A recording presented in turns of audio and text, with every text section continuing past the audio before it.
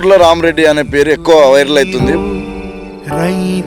2000 అవతల నుంచి 2014-15 దాకా వేసిన బోర్లు 100 బోర్లు నా పొలంలో.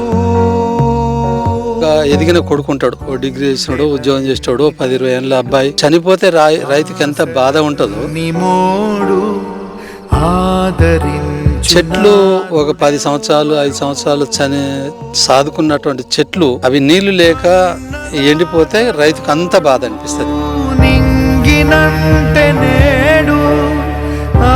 మా ఊరికి పిల్లనిద్దాం అంటే భయపడ్డారు ఆ రోజుల్లో. ఎవడ బా ఊరికి పిల్లనిస్తే బిందె పట్టుకొని బావిలో పడి తిరగాల నాయన. ఆశాజీవులం రైతు ఎట్లా ఉంటే బతికించుకోవాలన్న ఆరాటం. ఆ ఆరాటంతో ఇట్లా ఒకటి తర్వాత అట్లా వేసుకుంటూ పోయి పక్క వాళ్ళ బోర్లలో వేసినాం, పక్క వారి భూములు వేసినాం, పక్క ఊళ్ళు వేసినాం, అట్లా వేసి అంత కోసం చూసినాం. ఈ నెలల్లో ఒక 10 బోర్ల దాకా వేసాను. వేసినా రాలేదు, అంటే ఒక్క బోర్ కూడా సక్సెస్ కాలేదు. అది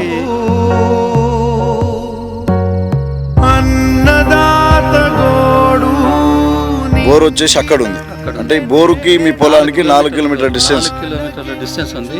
4 కిలోమీటర్ల డిస్టెన్స్ లో 500 పైపులు పట్టినాయి. ఇప్పుడు పాలనా దక్షత లేకపోతే ఇంత రాదు. ఎందుకంటే అది ఆయన రైతు పక్షపాతిగా రైతుకి ఏం కావాలి, రైతుకి ఎప్పుడేమి అవసరం, రైతుకు మద్దతు ధర, రైతు బీమా, రైతు రుణమాఫీ, రైతుకు అది ఏ పెట్టుబడా ఏం కావాలో ఆయనకు తెలుసు. కాబట్టి అన్ని సమృద్ధిగా సకాలంలో ఇచ్చాడు ఆయన. అవి ఇచ్చుకుంటూ నీళ్ళని మాత్రం బాగా చూపించాడు. రైతుకు కావాల్సిన నాయకత్వ లక్షణాలు అయితే కేసీఆర్లో ఉన్నాయి.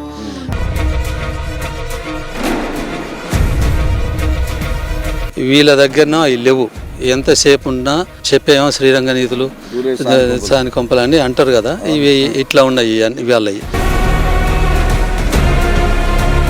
ఎవరినో చెప్పుకొని నువ్వు 40 ఏళ్ళ కింద చనిపోయిన మహానాయకుల పేరు చెప్పుకొని నువ్వు మురుసుకుంటూ చేస్తున్నావు. అయ్య పేరు చెప్పుకొని కొడుకున్నాడు అనుకుందాం, నువ్వు ఉండవా రేపొద్దున్నే? నువ్వు కూడా కేసీఆర్ పెట్టినట్టుగా ఒక పార్టీ పెట్టి పార్టీని స్థాపించి ఒక ప్రభుత్వాన్ని ఏర్పాటు చెయ్యి. అప్పుడు నువ్వు మొగోడివి అవుతావు.